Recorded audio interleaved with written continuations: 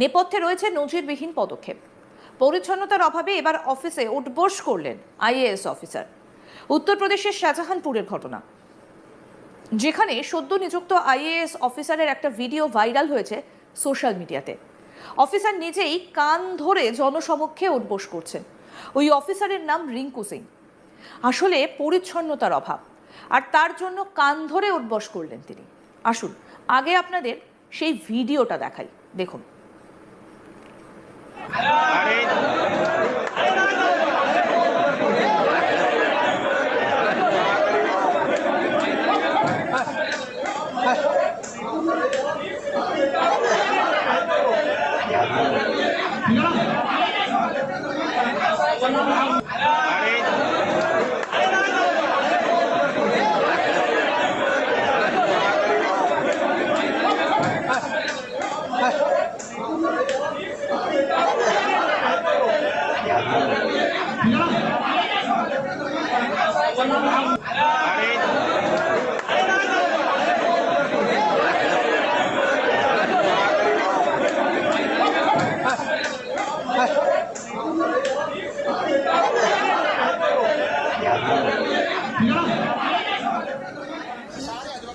পরিচ্ছন্নতার অভাব দেখে তিনি অবাক।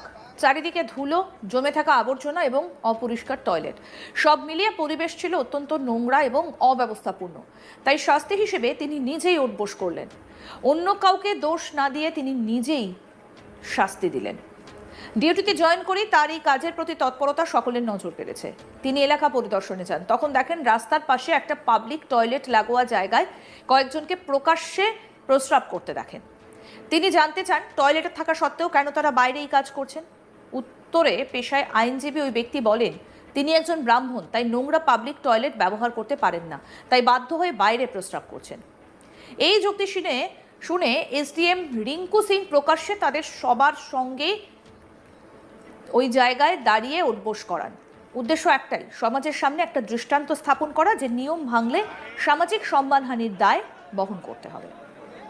আইএএস অফিসার রিঙ্কু সিং বলেন, হ্যাঁ, পরিচ্ছন্নতা যদি আমার দায় হয় আমি নিশ্চয়ই শাস্তি স্বীকার করব। এরপর তিনি নিজেই আইনজীবীদের সামনে দাঁড়িয়ে 5 বার উঠবোস করেন। কি বলছেন আইএএস অফিসার রিঙ্কু সিং, শুনবো। मैंने आज ही ज्वाइन किया यहाँ पर। आज ज्वाइन करने के बाद मैं तहसील परिसर में घूम रहा था, तो ऐसे में कुछ लोग दिखाई दिए जो टॉयलेट के पास में टॉयलेट बनी हुई थी, शौचालय बने हुए हैं पुरुषों वाले, उसमें टॉयलेट न करके वो बराबर में टॉयलेट कर रहे थे। तो उनसे पूछा तो उनका सीधा से कहना था हम टॉयलेट में नहीं जाएंगे। तो उन्हें आगाह करने के